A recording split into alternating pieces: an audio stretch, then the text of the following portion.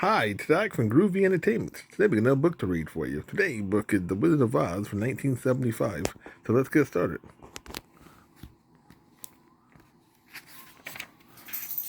Once there was a little girl named Dorothy who lived on a farm in Kansas. She lived with her uncle Henry and her auntie and her little dog Toto.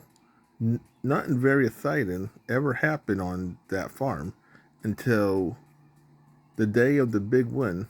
It was a wind called a tornado, and it came roaring across the fields, scattering haystacks and chicken coops, and trees branches every which way. Then it roared and twisted around the farmhouse, and it picked up the house, Dorothy, Toto, and all.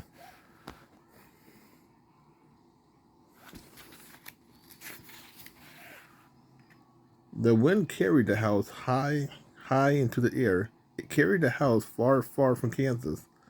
Then it set the house down with a soft whomp. It set the house down in a place where there was green hills and sparkling blue streams, and of all things, crowds of small little people. Welcome to Munchkinland, said one little man to Dorothy. Thank you, said Dorothy politely. It's very pretty here, but how can I get home to Kansas? My auntie and Uncle Henry will be worried about Toto and me. The little man had never heard of Kansas. None of the little people had ever heard of Kansas. My dear, said a nice old lady, you must go to the Emerald City and ask Oz, the great wizard, how to get to Kansas. Oz is very wise and wonderful, and he will know about Kansas, if anyone does.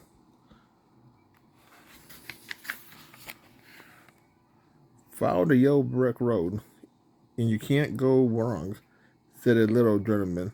It will take you right to Emerald City. So Dorothy and Toto set off down the yellow brick road.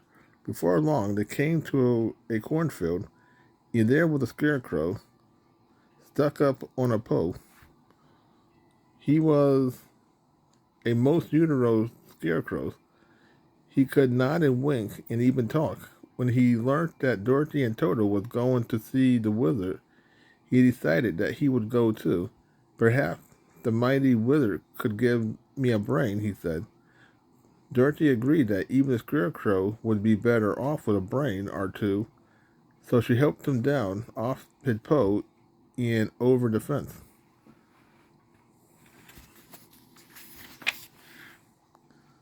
After a bit, Dorothy and Toto and the scarecrow saw beside the road a man who was made entirely of tin.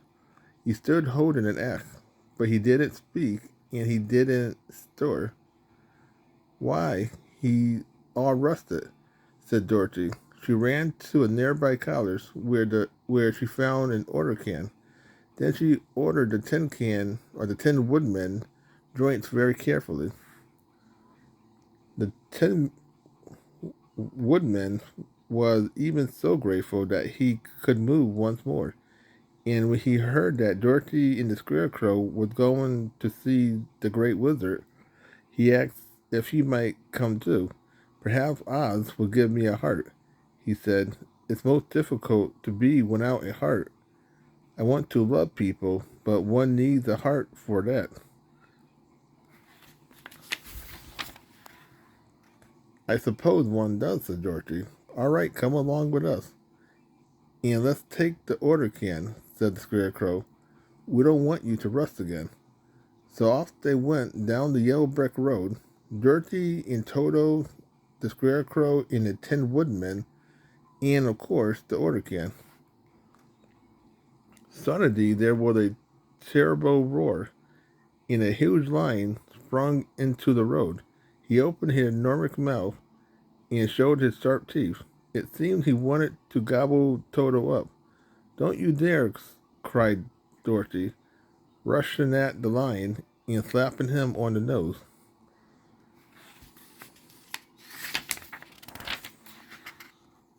The lion stopped roaring and began to cry. Why, you're just a big coward, said Dorothy. I know, sobbed the lion. I can't help it. I was born this way. Dorothy and her friend felt so sorry for the wrench weeping lion that they invited him to come with them.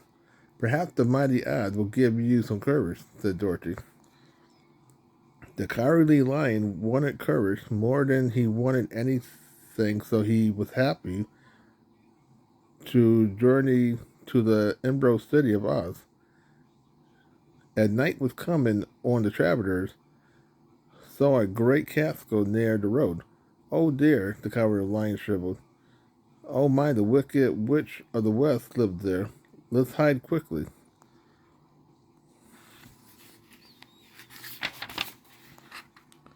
Too late, the wicked witch had already seen them.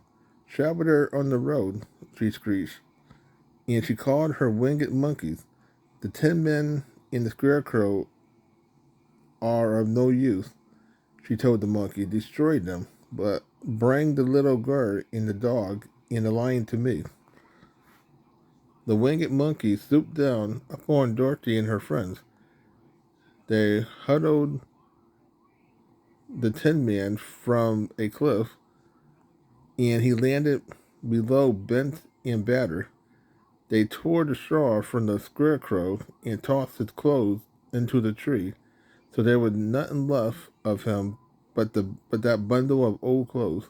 But Dorothy, Toto, and the cowardly lion were carried to the wicked witch.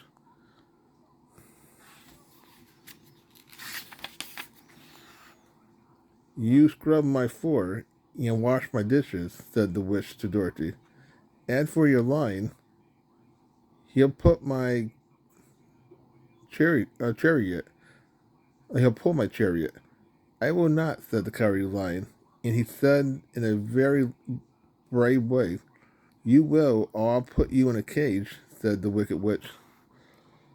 You cruel thing, cried Dorothy, and though she was really a gentle girl, she picked up a bucket of water and she threw it over the witch. Oh, oh, oh, screamed the witch. Now look what you have done. You have ruined me. And there, right before Dorothy's eyes, the wicked witch of the west melted away like snow under the summer sun.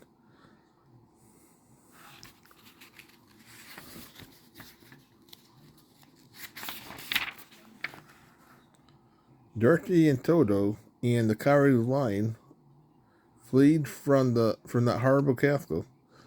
They quickly found the Tin Woodman.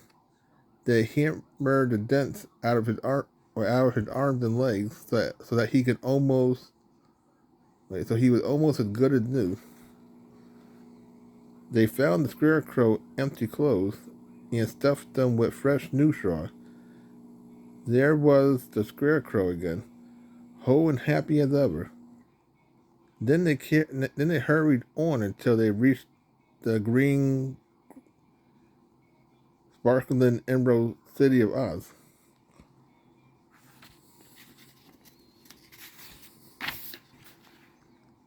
When the great Wizard of Oz learned that the travelers at his gate had melted the wicked witch of the west, he consented to see them. He was not excitedly he was not exactly what Dorothy had expected. He was a timid little man who hid behind his emperor throne when they first came in. However, he was also a wise little man. You want brains, do you? He said to the scarecrow. He took the straw out of the scarecrow's head and put a big heap of pins and needles in its place. Now you are bristly with good, sharp brains. And it said he used them, and you will be clever as can be. The scarecrow is clever already, whispered Dorothy. I suspected much, said the wizard.